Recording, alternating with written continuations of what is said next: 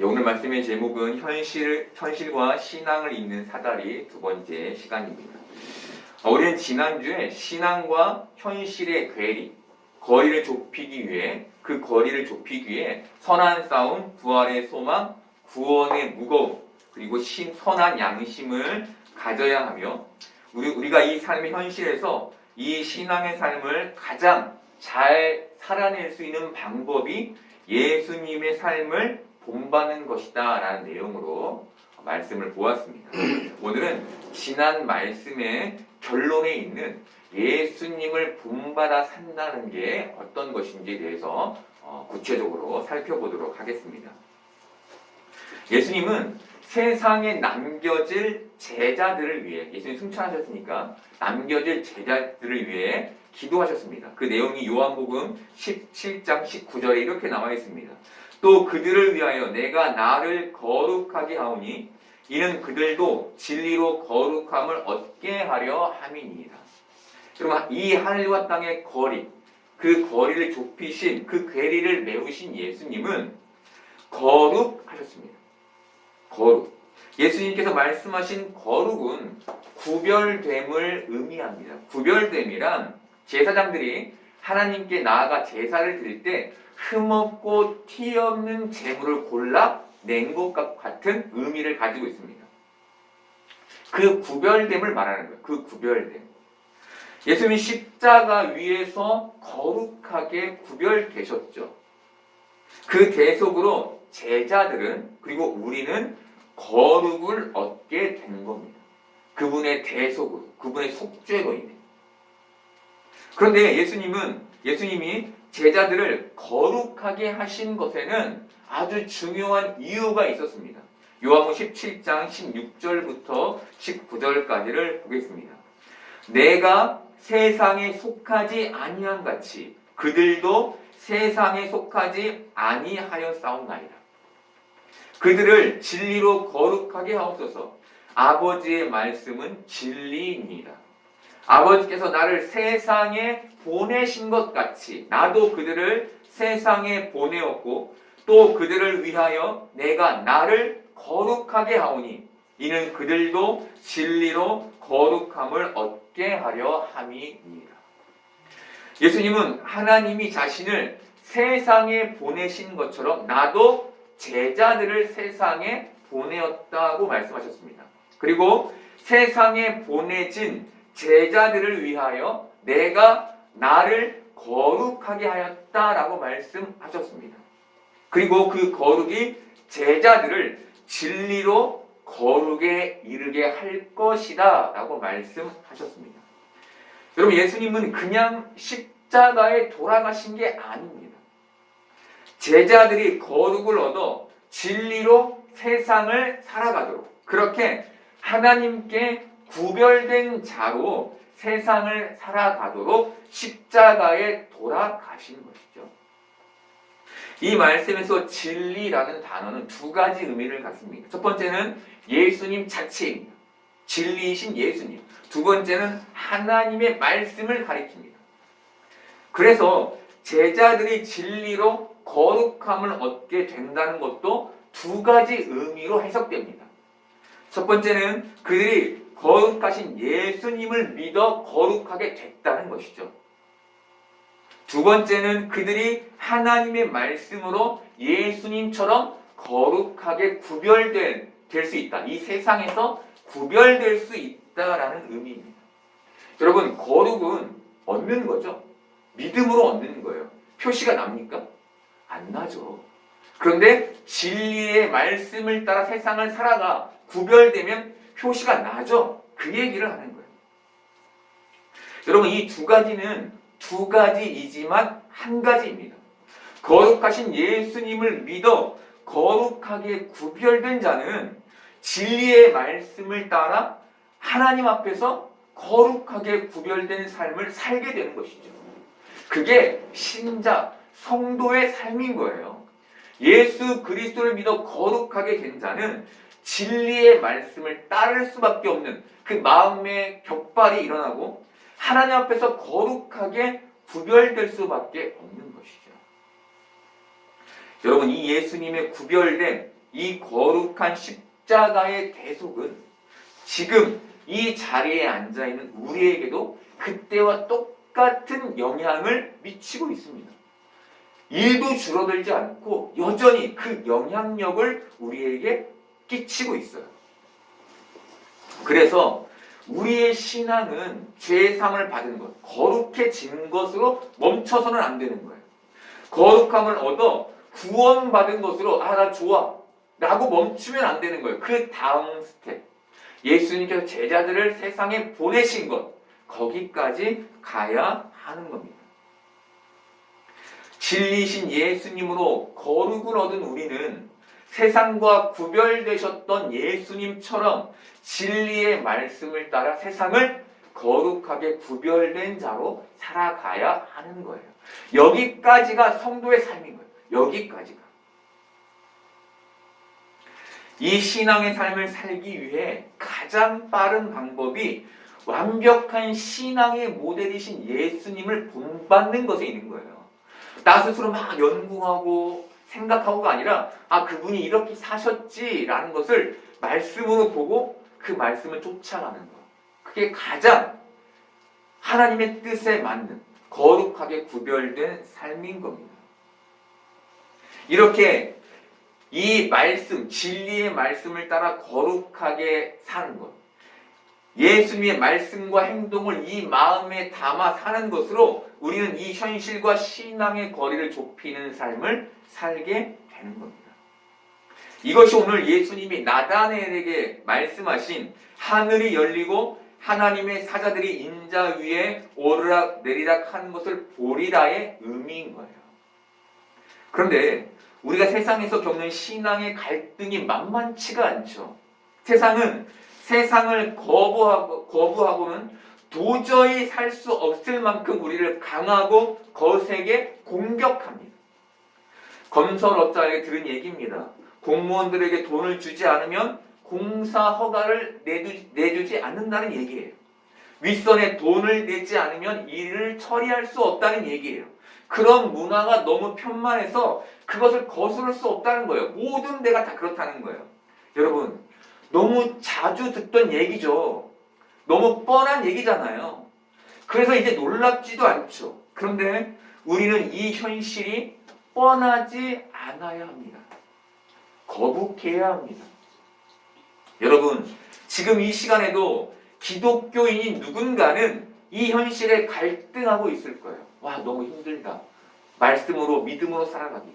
반면에 어떤 기독교인들은 이런 뻔한 세상에 대해 세상이 다 그렇지 뭐 라며 어쩔 수 없다는 듯 아무렇지 않게 예배드리고 있을 겁니다.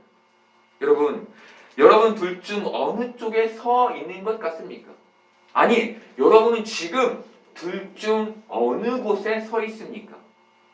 여러분, 우리는 아직 세상을 모른다는 사람들의 그 손가락질에도 뻔한 것을 뻔하지 않게 생각해야 합니다. 저거 아직 세상을 모르네. 저 나이 먹도록 세상을 모르네. 그게 아니라 그 뻔한 손가락질라도 뻔하지 않게 생각해야 하는 거예요.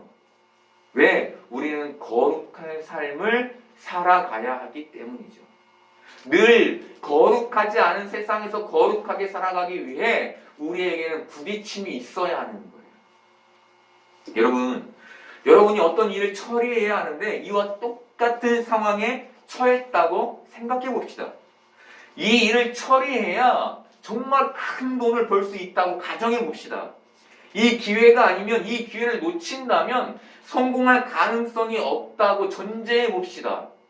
여러분, 이때 여러분에게 신앙과 현실의 갈등이 생겨야 하는 거예요. 어떻게 해야지? 그리고 이 신앙과 현실의 갈등을 메우기 위한 신앙의 몸부림이 있어야 하는 거예요. 이번 기회에 아니면 안 되는데 눈 딱 감고 해버리자. 이러면 안 되는 거예요. 거기에 대한 고민이 있어야 하는 거예요. 이것이 착한 양심, 선한 양심인 거예요. 만약 이런 갈등 없이 현실의 부정을 아무렇지 않게 내지는 어쩔 수 없다는 듯이 받아들이고 선택하고 있다면 우리는 지금 신앙의 양심을 잃어버린 거예요. 여러분, 정확해요. 그냥 잃어버린 거예요. 세상에 대한 거부감이 없어요. 그 부정에 대한 거부감이 없어요. 착한 양심, 선한 양심. 다르게 말하면 뭡니까? 진리의 말씀을 따르는 삶을 잃어버린 거예요. 여러분, 벌어야 할 돈이 큰 돈이 아니면 이런 고민 안 하죠. 사실 할 필요도 없어요. 그냥 내 선에서 아유 부정하니까 안 해버리지 하면 끝날 일이에요. 인터넷에서 글을 읽게 됐습니다. 그 내용은 사람들이 교회가 너무 상업적으로 변했다고 한탄한다는 얘기였어요. 세상 사람들이 교회가 너무 변질됐다라고 한탄한다는 거예요. 그런데 이 문제의 본질은 여기에 있지 않다는 내용이었어요. 이 글이. 글쓴이는 이 문제의 본질은 자본주의 자체가 이미 하나의 종교가 되어버린 것에 있다라고 진단해요. 자본주의가 종교가 됐다는 거예요. 그러면서 글쓴이는 우리나라에 처음 생긴 현대백화점이 이스라엘 성전처럼 설계됐다고 말해요. 높은 천장, 장엄한 제단, 빛이 쏟아지는 로비 등 성전과 같이 신비롭게 사람들이 탁 문을 열고 들어왔을 때 우와 뭔가 다르다 라고 느끼도록 설계됐다는 거예요. 그리고 이런 종교 이미지의 상업화는 무섭게 교회 안에 파고들어 거룩, 우리는 참 거룩한 존재죠. 이 거룩, 하나님만이 주실 수 있는 이 거룩마저 소비재로 유통하게 됐다라고 한탄해요. 소비재, 팔아먹기 위한 어떤 물건과 같이. 여러분, 교회 안에 거룩마저 상품화시키는 시대가 됐다라는 거예요.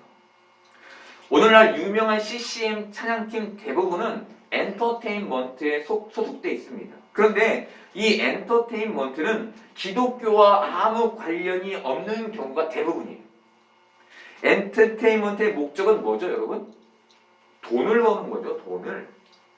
그들이 계획하고 구상한 찬양 집회는 찬양이 아닌 콘서트인 거예요. 왜? 돈을 벌어야 하니까. 여러분, 믿음을 가지고 자신을 헌신하며 하나님께 자신을 내어드리는 그 찬양팀의 사명까지 일괄적으로 싸잡아 잘못됐다고 말하는 게 아니에요. 그걸 말할 수 없죠, 그렇게. 교회가, 기독교 단체가 이 큰 자본주의의 대류를 거스르지 못하고 있다라는 얘기를 하는 거예요. 왜? 이미 자본주의가 종교화됐기 때문에. 자본주의화 되어가고 있는 신앙의 현실을 기독교가 헤쳐나가지 못하고 거기에 휩쓸리고 있다는 거예요. 이 큰 대류를 탈출해내지 못하고 있다는 거예요. 여러분, 그 이유가 어디에 있을까요? 여러분, 진리의 말씀을 따라 살지 못하기 때문인 거예요. 여러분, 우리는 이런 부정직하고 타락한 세상과 자본주의를 거스르지 못하는 교회의 현실에서 어떻게 신앙을 지켜갈 수 있을까요? 눈 한번 딱 감으면 끝날 일인데 남들은 다 이렇게 살고 있는데 신앙으로 살아도 표시 하나 안 나고 누구 하나 알아주지도 않는데 이런 현실에서 우리는 어떻게 신앙을 지켜갈 수 있을까요? 여러분, 그 답은 진리의 말씀을 따라 사는 것. 큰 그림에서 예수 그리스도를 본받아 사는 것에 있는 거예요. 그렇다면 우리는 어떻게 이 현실에서 진리의 말씀으로 거룩해지는 걸 선택할 수 있을까요? 이제 그 문제만 남아있죠.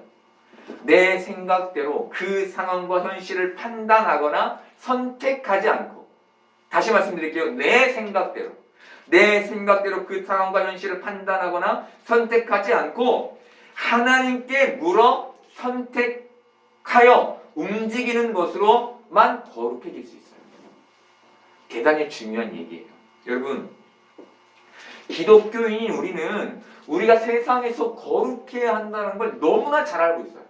다 알고 계시잖아요. 그죠? 잘 알기 때문에 굳이 하나님께 물어보지 않는 경우도 많아요. 이때는 이렇게 하는 거야. 이렇게. 그것은 마치 벽에 붙어있는 오래된 규칙처럼 우리에게 친숙하지만 효력이 크지 않은 것과 같아요. 거룩이라는 단어가. 그런데 여러분, 우리는 하나님께 물어야만 해요.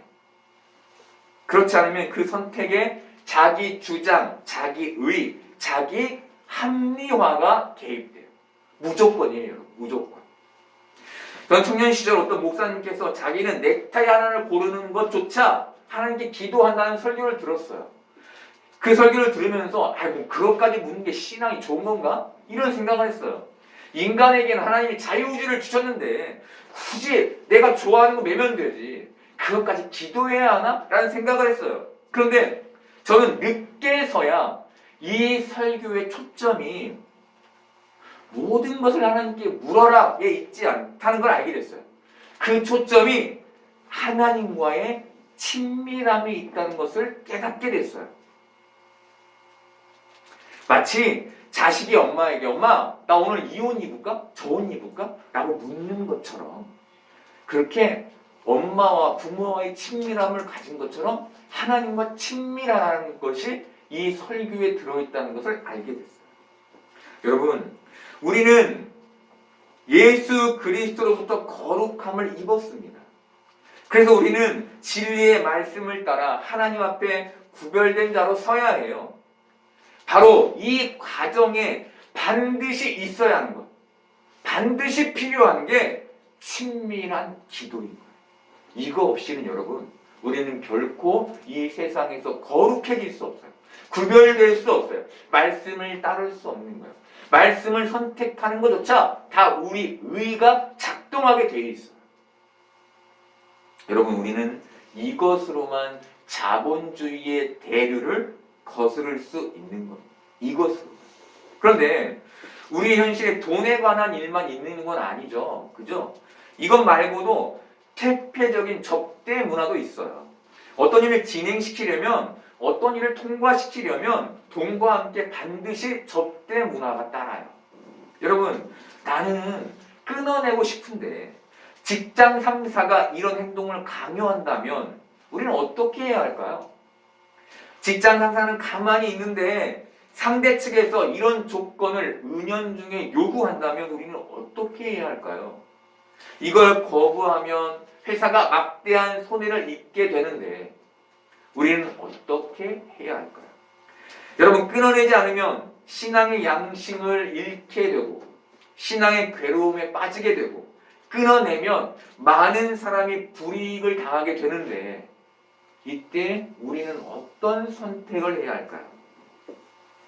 나만의 문제면 간단하지만 이것이 여러 사람과 직간접적으로 연결되어 있다면 선택은 너무 어려워져요. 그런데 세상에는 또 이런 일만 있는 게 아니죠. 관계적인 일들도 있어요. 세상에는 배려와 예의와 친절함이 없는 사람이 너무 많아요. 특권의식과 권위의식에 절어있는 사람도 굉장히 많아요. 특권의식과 권위의식이 없으면 하다못해 나이로 우위를 점유하려는 사람들이 되게 많아요. 또 세상에는 가시가 뾰족하다 못해 날카로운 사람들도 넘쳐나요. 스쳐만 가도 피가 나요. 철철. 이 사람들은 재주도 좋게 사람들이 들어서 아픈 말들, 상처줄 말들을 잘도 골라서 해요. 이런 사람들을 사회의 그룹 안에서 만나게 되면 도저히 사랑으로는 감당할 수 없어요. 그들을 품에 안으면 내가 없어져 버리거든요. 내 자신이, 내 마음이 나만하지 않게 되는 거예요. 여러분, 이런 세상에서 우리는 어떻게 거룩을 유지할 수 있을까요? 열심히 신앙으로 견디고 싸우면 될까요? 아니에요. 먼저는 하나님께 기도해야 하는 거예요. 먼저는. 여러분, 해결해달라고 기도하라는 말이 아니에요. 저 사람을 변화시켜달라고 기도하라는 게 아니에요. 나 자신이 진리의 말씀을 붙잡아 구별된 삶을 살도록 도와달라고 기도하라는 거예요. 여러분. 내 주위의 상황과 사람을 변화시켜주세요가 아니라 하나님, 저를 좀 붙잡아 주세요. 제가 여기서 이렇게 하고 싶은데 하나님 저 어떻게 해야 돼요? 라고 몸부림쳐 보라는 거예요. 많은 사람들이 말씀을 묵상합니다. 말씀 묵상의 절차는 하나님께 기도하고 말씀을 읽고 묵상한 후 하루 동안 그 묵상한 말씀을 붙잡는 순이에요. 그래서 묵상은 아침으로 끝나는 게 아니라 저녁 잠들기 전까지 계속돼야 해요. 대부분의 묵상은 어떻게 합니까, 여러분? 아침에 딱 휴대책을 펴고 열심히 말씀을 묵상한 다음에 딱 덮고 끝나죠. 그게 아니라 그 말씀에서 한 구절을 내가 붙잡고 그것을 하루 동안 살아내는 게 묵상인 거예요. 여러분, 이때 기도는 하루를 살아가는 동안 거룩을 선택할 수 있게 해줘요. 기도는, 묵상은 진리를 붙잡게 해줘요. 굉장히 중요한 역할을 하는 것이죠. 여러분, 예수님은 신앙과 현실 사이에서 자신을 거룩하게 하셨습니다. 그 거룩으로 예수님은 하늘과 땅의 거리를 좁히셨어요. 여러분, 하늘과 땅의 경계를 메우는 삶은 이상과 생각 속에서 이루어지는 게 아니에요. 현실 속에서 이루어지는 거예요. 현실 속에서. 여기 앉아서 말씀을 생각만 한다고 이루어지는 게 아닌 거라고요. 저기 밖으로 나가야 돼요. 예수님은 사도행전 1장 8절에서 이렇게 말씀하셨습니다. 오직 성령이 너희에게 임하시면 너희가 권능을 받고 예루살렘과 온 유대와 사마리아와 땅 끝까지 이르러 내 증인이 되리라 하시니라. 예수님은 너희가 보호받을 수 있는 그 공간으로 모여라 라고 말씀하지 않으셨어요. 나가라. 그것을 떠나라 라고 말씀하셨습니다. 여러분, 제자들에게 예루살렘은 신앙의 고향이었고 신앙의 약속이 성취될 장소였어요. 뭐예요? 기다리면 받게 되는 곳이었어요. 기다리면. 그것은 받기 아닌 안이었어요. 안주하고 싶은 곳. 그런데 예수님은 승천하시기 전에 사도행전 1장 4절에서 예루살렘을 떠나지 말고 하나님께서 약속하신 것을 기다리라고 말씀하셨어요. 사도행전 1장 8절과 다른 말씀을 하신 거죠. 제자들은 이 첫 말씀을 지켰어요. 첫 말씀. 그것은 예루살렘을 떠나지 말라는 그 말씀. 하나님은 이런 제자들과 기독교인들을 어떻게 하십니까? 흩으셔요. 핍박과 고난으로 흩어버리십니다. 그들을 뭐라고 부릅니까? 디아스포라 유대인이라고 부르는 거예요.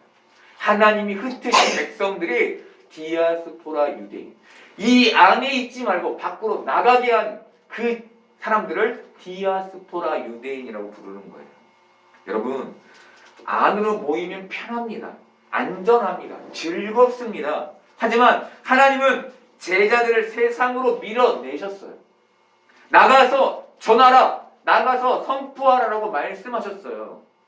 여러분, 예수님은 예루살렘이 종착점이 되기를 원하지 않으셨습니다.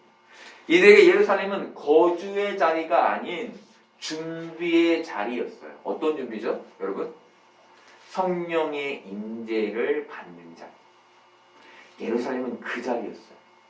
여러분, 우리 교회에 한번 빗대어 볼까요? 이 자리는 어떤 자리입니까? 성령의 충만함을 누리는 자리. 모여서 서로가 화목하게 하는 것도 너무 중요하지만 그것은 여기서 잠깐 끝내고 밖으로 나갈 수 있도록 성령의 충만함을 입는 자리가 이 자리인 거예요.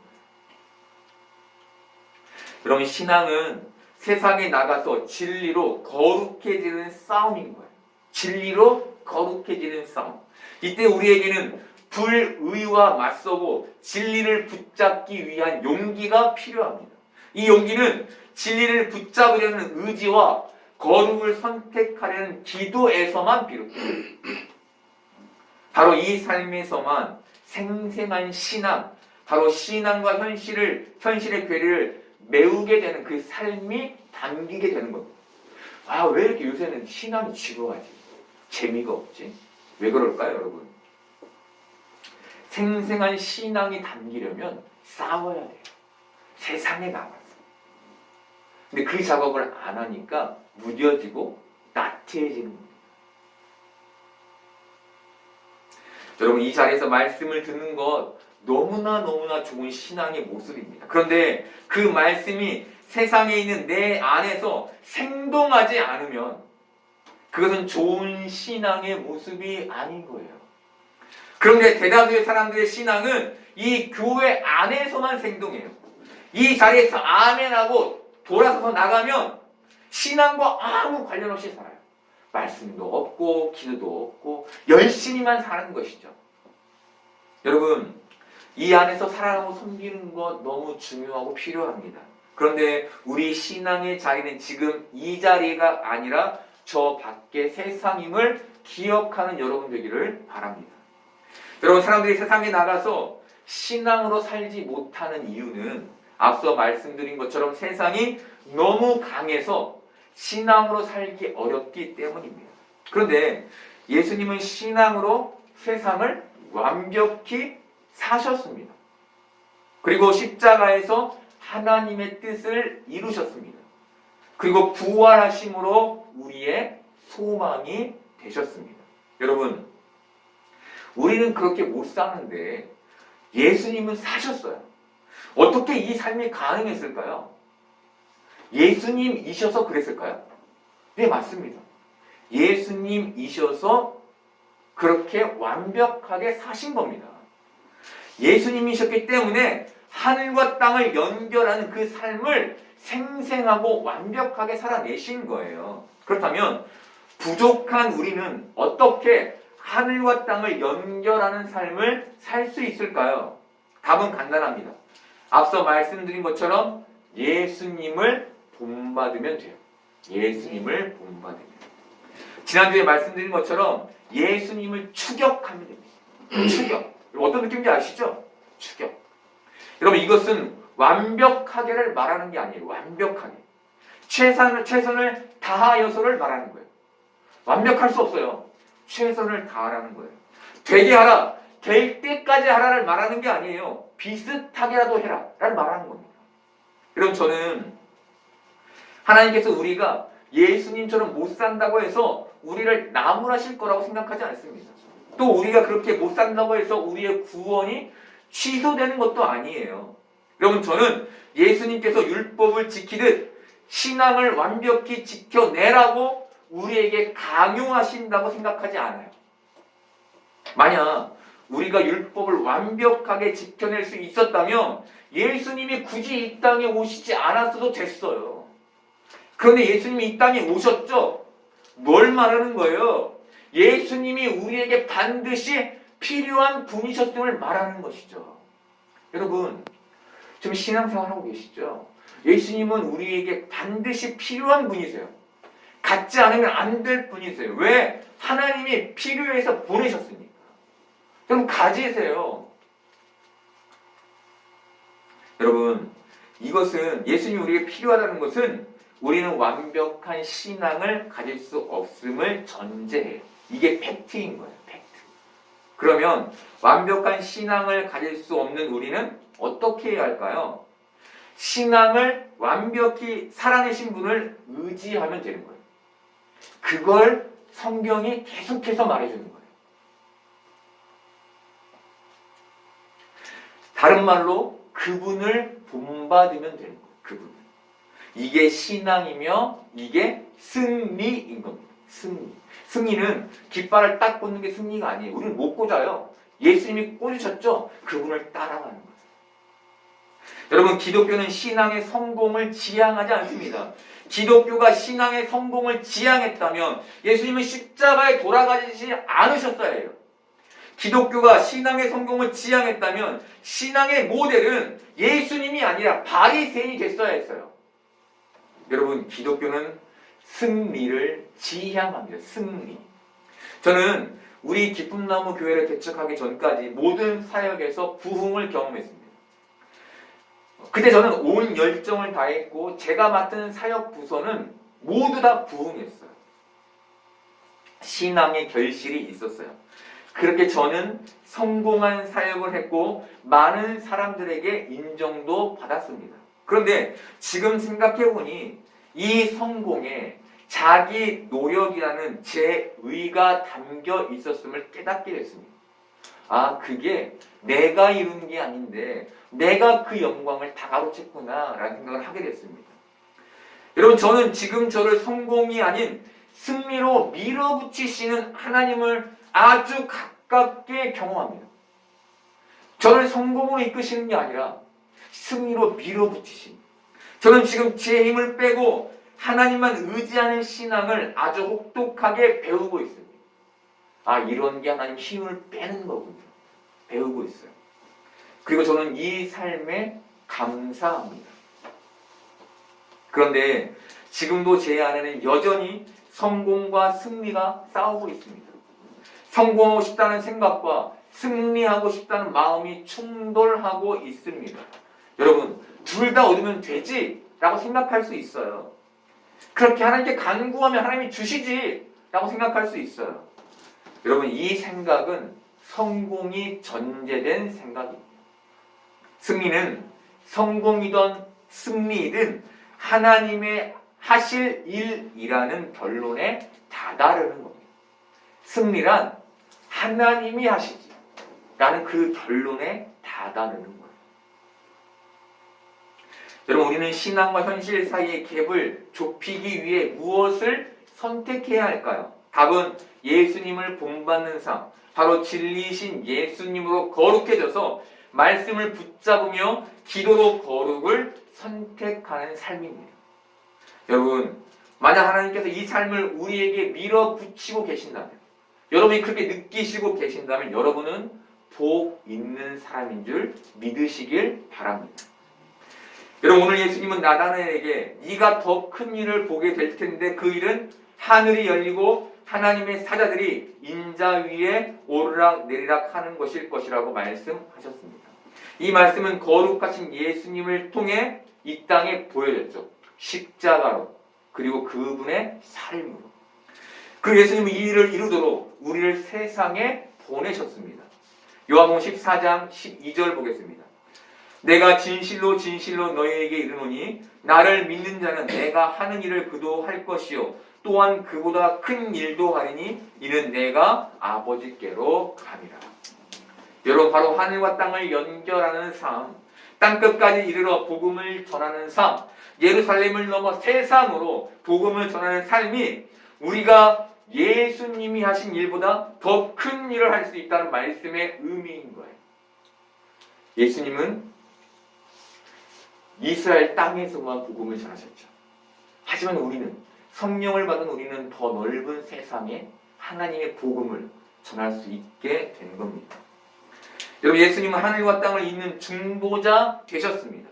예수님은 이제 우리가 진리의 말씀을 붙잡고 기도로 거룩한 삶을 선택하여 그것으로 하늘과 땅을 잇는 삶을 이 세상에서 살아가기를 바라십니다. 그렇게 생생한 신앙의 삶으로 나아가기를 바라십니다. 여러분, 세상을 사시며 세상과 신앙의 괴리 속에 계십니까? 물질과 신앙의 괴리를 겪고 계십니까? 관계와 신앙의 괴리를 겪고 계십니까? 그렇다면 정말 다행입니다. 이제 예수님을 본받는 삶으로 하늘과 땅의 괴리를 해결하고 그 빈 곳을 메우며 그 거리를 좁히는 신앙의 걸음만 사시면 됩니다. 그렇게 세상으로 보내진 제자의 삶, 바로 하늘과 땅을 연결하는 그 복된 삶을 사시는 여러분 되기를 소망합니다.